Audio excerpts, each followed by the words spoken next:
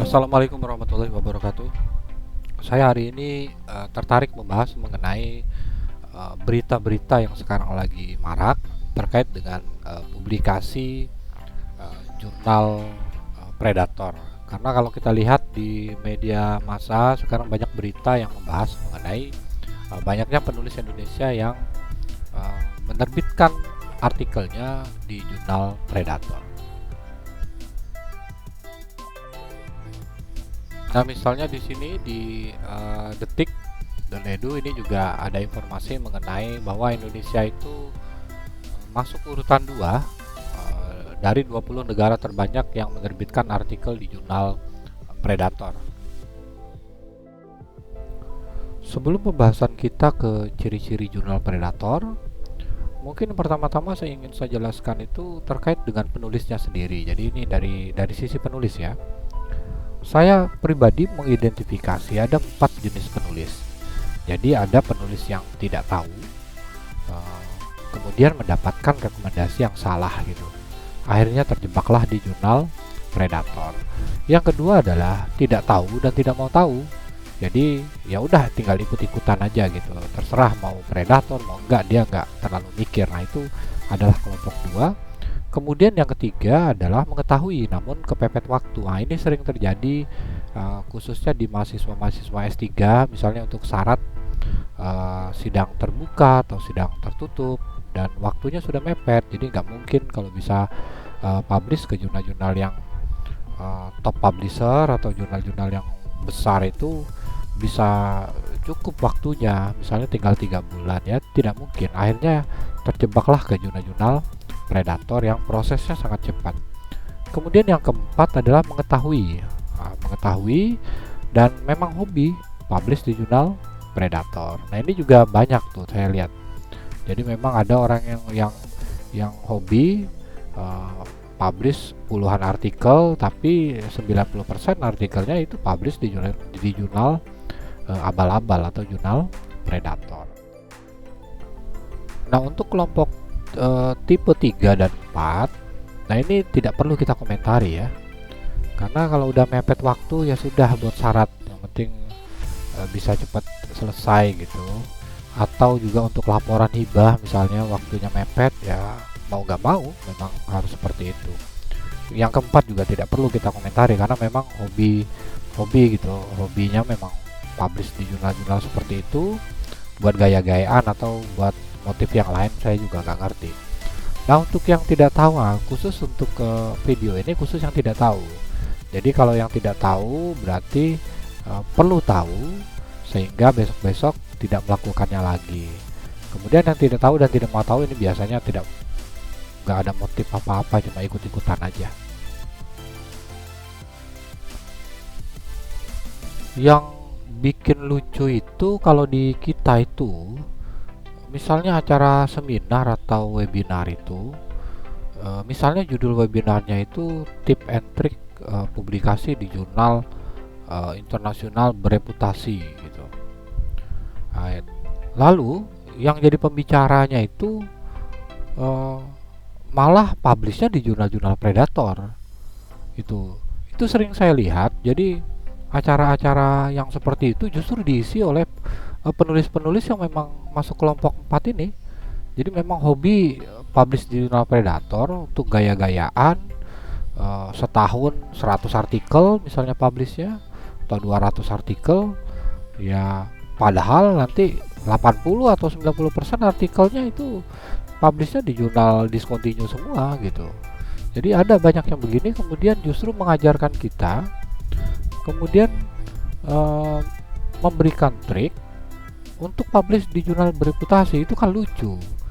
Ibaratnya penulisnya sendiri, pembicaranya sendiri publishnya di jurnal abal-abal, kok bisa ngasih ngasih pengetahuan kepada kita bagaimana publish di jurnal kredibel, wong dia sendiri aja belum pernah misalnya gitu.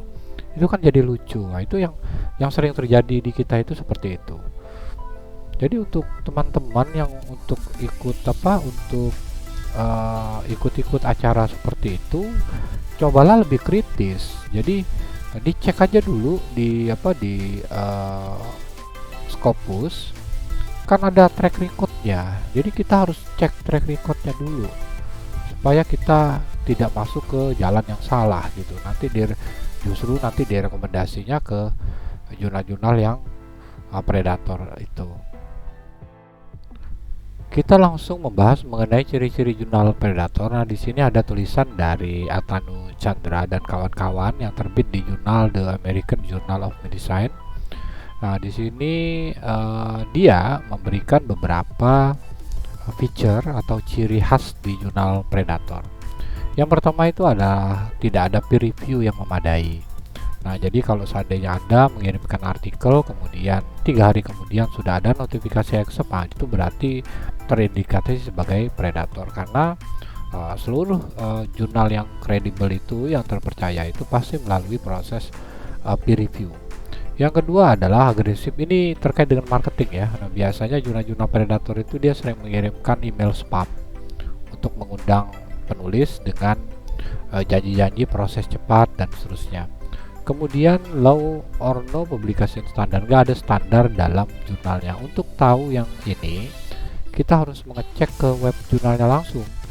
Jadi biasanya itu terkadang di web jurnalnya itu tidak ada standar dalam penulisan judul misalnya. Ada judul yang ditulis huruf kapital semua, kemudian ada yang ditulis dengan huruf kapital pada awal kata di judul artikelnya. Jadi tidak ada standar, atau mereka penulisnya itu ada yang pakai gelar, ada yang enggak. Artinya kan itu tidak ada standarisasi dalam artikelnya gitu, artikel yang diterbitkan. Kemudian false and misleading information, ini juga terkadang predatory jurnal itu menggunakan informasi yang menyesatkan terkait impact factor misalnya, atau indexingnya, atau editorial boardnya. Jadi misalnya editor dia tinggal tempel-tempel nama orang tanpa izin gitu untuk dijadikan sebagai editor.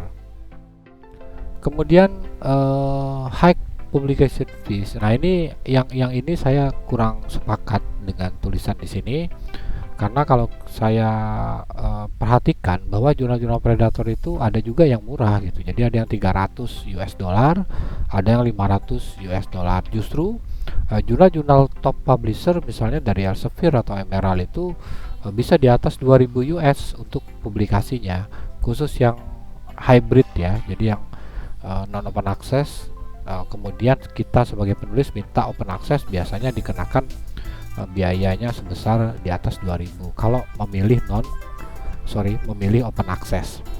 Nah, artinya yang ini tidak mesti ya. Jadi high publication fee itu tidak mesti dia jurnal predator. Yang perlu kita perhatikan adalah fee-nya atau biayanya diminta di awal atau di akhir gitu.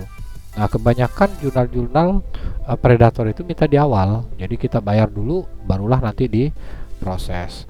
Nah, tapi ada juga jurnal yang benar, ada beberapa sih jurnal yang benar, ada 1 atau 2 jurnal yang menggunakan submission fee. Jadi biasanya itu kena charge-nya itu di manajemen manuskripnya ya. Jadi misalnya jurnalnya menggunakan manuskrip sentral, dan kalau di manuskrip sentral itu si jurnal itu biasanya bayar sekian dolar gitu. Jadi itu ditanggung oleh penulis untuk pas submission. Nah, ada juga yang seperti itu. Tapi untuk biaya publikasinya sendiri dibayar setelah dinyatakan accept.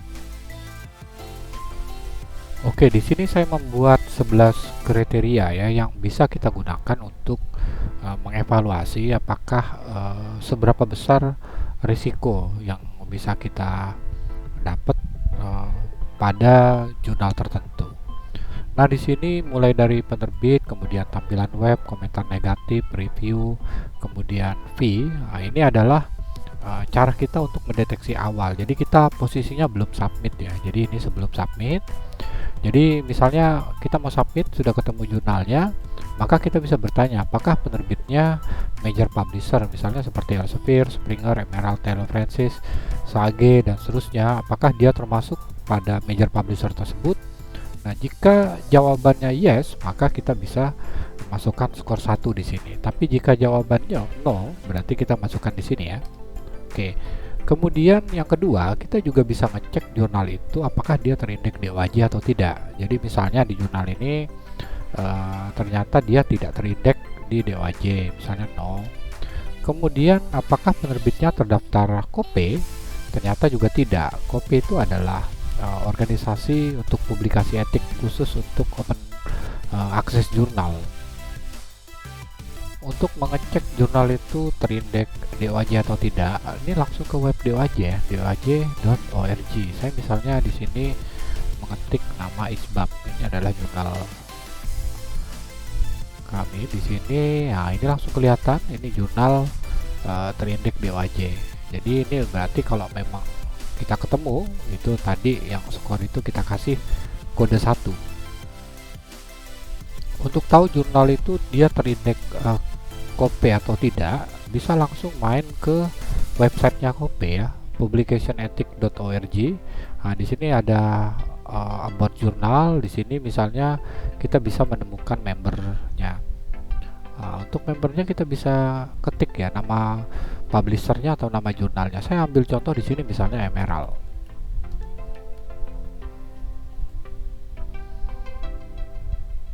Oke, di sini terlihat bahwa Emerald itu adalah member dari KOPE ya. Ini komite etik untuk publikasi. Ini penerbitnya bukan, tapi terindeks DOAJ misalnya. Terus penerbitnya terdaftar di KOPE, tidak. Kemudian standarisasi dalam penulisan judul dan nama penulis. Ini bisa kita langsung ke webnya langsung. Kita cek apakah di tampilan awalnya itu terlihat bahwa tidak ada standar dalam penulisan judul dan nama. Saya kasih contoh, misalnya judulnya itu ditulis huruf kapital semua, ada yang tidak, dan seterusnya. Jadi tampilan awal pun sebetulnya sudah tidak meyakinkan. Nah, jika kita menemukan hal seperti itu, berarti kita berikan di sini skor. Apakah tampilan standarisasinya tidak, berarti buruk ya, no atau buruk. Kemudian tampilan web secara umum, sebetulnya kita bisa langsung melihat kan, kalau seandainya webnya kok terlalu banyak variasi, terlalu banyak gambar dan seterusnya, itu nggak nyaman dilihat. Itu sebetulnya dalam feeling kita itu sudah kelihatan ini jurnal dikelola secara profesional atau tidak. Tapi taruhlah si jurnal yang kita tuju itu punya tampilan web yang baik, berarti di sini kita taruh skor 1, baik ya. Berikutnya kita bisa cek apakah banyak komentar negatif di Simago. Nah, ini kita langsung ke web Simago, ketik nama jurnalnya, search, kemudian kita cek di bagian paling bawah di web jurnalnya itu terkait komentar negatif gitu. Kalau seandainya kita temukan ternyata banyak orang yang protes di sini, termasuk misalnya protes sudah bayar tapi kok tidak terbit-terbit, atau sudah terbit tapi kok tidak masuk di database Scopus dan seterusnya, berarti itu nanti kita skor yang buruknya kita kasih 1. Jadi ini resikonya tinggi kalau seandainya banyak komentar negatif dari penulis di sini. Berikutnya kita akan mengecek kenaikan jumlah artikel di database Scopus ya. Nah, untuk mengecek ini kita langsung ke web Scopus, nanti pilih source yang di atas, ketik nama jurnal, habis itu ketemu jurnalnya, langsung klik ke tujuan jurnalnya, kita cek di bagian Scopus Content Coverage. Nah, di Scopus Content Coverage ini kita bisa cek sebetulnya artikel yang dipublish per tahun itu seperti apa. Kalau kita lihat di sini 2020, 2021 ini masih standar ya, tiba-tiba 2022 dan 2023 ini kenaikannya luar biasa, dari 10 ke 161, kemudian naik lagi ke 315. Berarti resiko kita tinggi kalau seandainya publish di jurnal seperti ini. Nah, ini kita sudah kasih skor 1 untuk kenaikan jumlah. Kemudian apakah ada artikel yang topiknya menyimpang ya di scope jurnal. Ini kita harus langsung ke web jurnalnya ya. Kita bisa cek nanti artikel-artikel yang terbit itu ada nggak yang kira-kira menyimpang dari scope. Jadi misalnya jurnalnya itu tentang engineering, tapi kok ada artikel tentang agama gitu. Nah, itu juga wajib kita khawatirkan ya, takutnya itu adalah jurnal predator. Predator itu kan pemakan segala, jadi semua scope dia makan. Jadi kalau seandainya kita temukan seperti itu, berarti ini kita kasih skor 1. Kemudian apakah ada penulis yang mempublikasikan artikelnya lebih dari satu artikel di edisi yang sama. Jadi ada misalnya ada satu penulis yang bisa publish 2-3 artikel di edisi yang sama. Nah, itu berarti memang wajib juga kita hindari ya. Jadi di sini misalnya kita ketemu, oh di web itu ternyata ada penulis yang bisa publish langsung 3 artikel. Berarti ini kita kasih skor 1. Kemudian apakah ada tawaran fast track? Jadi misalnya kita tawaran awalnya kita mendapatkan info mengenai jurnal itu dari email, di email oleh editor yang menawarkan fast track. Misalnya ada gitu. Jadi kita sebelum submit itu misalnya memang mendapatkan informasinya dari email. Kita ketik 1. Kemudian apakah biaya publikasi diminta di awal? Jadi misalnya kita baru submit kemudian diminta biaya publikasi di awal, itu berarti kita kasih kode 1. Nah, di sini angka kanan ini adalah total risiko. Kalau saya biasanya main di total risiko itu 5 gitu ya. Jadi maksimal 5, yang paling tinggi itu 5. Kalau seandainya udah lebih dari 5 sebaiknya dihindari. Nah, untuk file ini sendiri nanti akan saya lampirkan di deskripsi ya, link untuk downloadnya. Jadi teman-teman sudah bisa mengecek sendiri jurnal itu kira-kira risikonya tinggi atau tidak. Kesimpulan dari video ini adalah kita sebetulnya bisa mengetahui atau menghitung risiko sebuah jurnal itu aman atau tidak gitu. Ini posisinya ini adalah sebelum submit ya, karena kalau kita sudah submit nanti akan ada indikator-indikator yang lain, misalnya apakah di review secara ketat, kemudian berapa lama proses review dan seterusnya. Dan itu adalah indikator ketika posisinya yang saya jelaskan di sini adalah posisi kita sebelum melakukan submission ya, baru mendapatkan informasi mengenai jurnal. Kita bisa cek 11 indikator ini sehingga kita bisa terhindar dari jurnal yang tidak aman. Semoga bermanfaat. Saya tutup. Wassalamualaikum warahmatullahi wabarakatuh.